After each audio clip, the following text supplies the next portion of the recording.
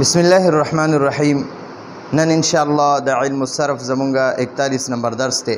نن به مونږه د فعل مضارع اول نمبر مشق او پاغه کې کم سوالونه مونږ لرا کړی دي، هغه به ان شاء الله دغه جوابونه لیکو. مونږ ته پکې اول دا سوال لا کړی چې د فعل مضارع په کوم صيغو کې اخیری حرف باندې ضمه وي یعنی پیش وي، نو هغه بیا لیکي. نو د فعل مضارع هغه صيغه چې اخیری حرف باندې ضمه وي، ضمه پیش ته وي په اصطلاحاتو کې ویلو. نو کوشش کوو چې ان شاء الله اوس دا د کم اصطلاحاتو کې کم الفاظ ذکرې چې هغه اوس ان شاء الله مخکې دا استعمالو. د فعل مضارع هغه صيغه لفظ ته وي، هغه صيغه چې اخیری حرف باندې ضمه وي. د فعل مضارع هغه صيغه چې په اخیری حرف باندې ضمه وي. نو یو واحد مذکر غائب د یضربو په د اخیری با باندې وګوره ضمه ده. بیا واحد مذکر واحد مؤنث غائب، واحد مؤنث غائب، یو واحد مذکر غائب یو واحد مؤنث غائب. تضربو واحد مذکر غائب چې راغی یضربو ده، علامت مضارع په شروع کې یا ده. او واحد مؤنث غائب چې ده هغه تضربو ده، اخیری حرف باندې باره د اخیری حرف په باره او ضمه ده پی او په شروع کې علامت مضارع تا ده. بیا بل تضربو ده، دا وګوره یوم تضربو ده، تضربو واحد مؤنث غائب ده. دا دویمه تضربو واحد مذکر حاضر ده. نو په دې کې شروع کې علامت مضارع تا ده او آخري حرف بای ده، په دې باندې ضمه ده. ٹھیک شو جی. نو واحد مذکر غائب، واحد مؤنث غائب، واحد مذکر حاضر او اضربو واحد متکلم دا غیر اخري حرف باندې ضمه ده. او نضربو تسنیه و جمع متکلم دا اخري حرف باره په دې باندې ضمه ده.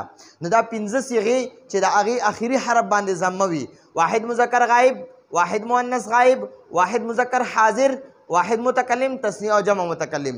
یضربو تضربو تضربو اضربو نضربو، یضربو تضربو تضربو اضربو او نضربو. نو دا پنځه صيغې داسې دي چې په دې په آخري حرف باندې ضمه وي. بیا دویم نمبر سوال مونږ ته وایي د فعل مضارع هغه صيغې چې اخره کې نون اعرابي وي. نون اعرابي اول خو په دې ځان پوهه کوجي چې نون اعرابي هغه نون ته وایي چې کله د دنه مخکې یو حرف ولګي، یعنی مثلا هغه جزم والا حروف جازمه یا حروف ناصبه هغه ولګي، نو دغه نون اعرابي ختمیږي. نو هغه اووه صيغو کې نون اعرابي دی. نون اعرابي په اووه صيغو کې دی. نو څلور صيغې داسې دي چې هغې کې دا نون اعرابي باندې زیر دی، کسره ورته وایي. او درې صيغې داسې دي چې په هغې کې نون اعرابي باندې فتحه وي یعنی زبر وي. نو هغه اوس مونږ دلته کې بیالو وایي د فعل مضارع هغه صيغې چې اخره کې نون اعرابي وي. نو نون اعرابي ټول اووه صيغو کې دی، څلورو کې په زیر وي او په دغه کې د دریو کې په زبر وي. نو ګوره یو یضربانې تسنیه مذکر غائب، بیا تضربانې تسنیه مؤنث غائب، بیا تضربانې تسنیه مذکر حاضر، بیا بله تضربانې تسنیه مؤنث حاضر، بیا یضربونه. وګورئ دا یضربانې تضربانې تضربانې تضربانې دا درې ځل تضربانې دی، یو ځل یضربانې دی. نو وګورئ په دې دریو وانو ځل کې په دې نون باندې زیر دی، آخري دا نون چې دی دې باندې زیر دی. نو دې آخري نون ته نون اعرابي وایي. اعرابي ورته ځکه وایي چې دا بیا دا ختمیږي، دا نون صرف ختمیږي، د دنه مخکې چې یو عامل ولګي یو لفظ ولګي د هغې د وجې نه دا نون بیا ختمیږي. او دا درې صيغې داسې دي چې په دې کې دا نون اعرابي چې دی دا فتحې سره دی. نو یضربونه تسنیه دا جمع مذکر غائب، بیا تضربونه جمع مذکر حاضر او تضربینه واحد مؤنث حاضره. نو دا شپږ صيغې مونږ سره دا اووه صيغې مونږ سره داسې دي چې دې ته نون اعرابي وایي. ٹھیک شو جی. نو اووه صيغو کې نون اعرابي دی، څلور صيغې داسې دي چې په هغې کې نون اعرابي زیر سره دي او درې صيغو نون اعرابي زبر سره دي. ٹھیک شو جی.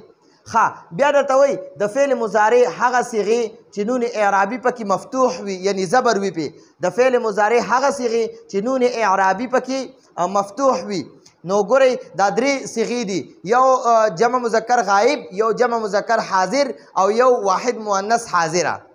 نو یضربونه دې کې دا نون اعرابي باندې فتحه ده، بیا تضریبونه په دې کې نون اعرابي باندې فتحه ده، بیا تضریبینه په دې کې په نون اعرابي باندې فتحه ده. نو دا درې نونونه داسې دي چې دې باندې فتحه ده.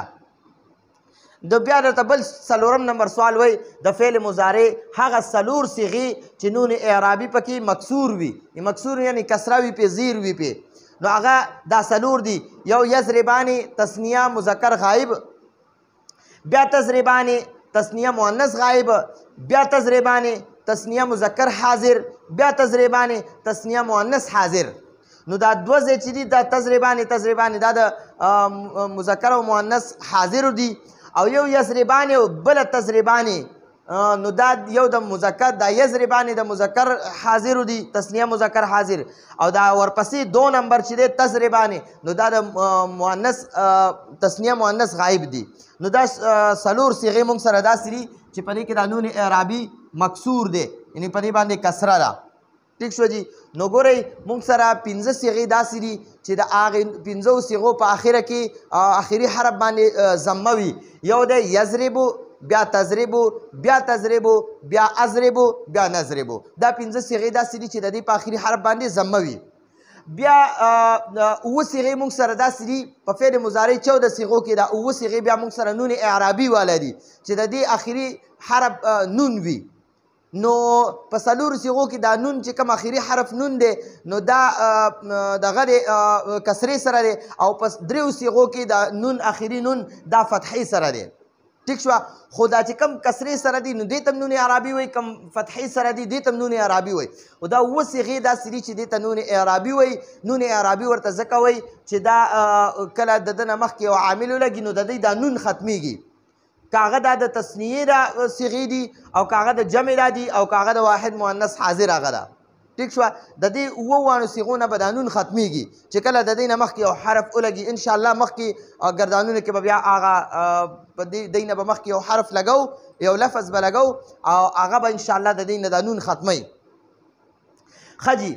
بیا د فعل مضارع هغه صیغې چې نون اعرابي پکې مفتوح وي نو هغه دا درې دي.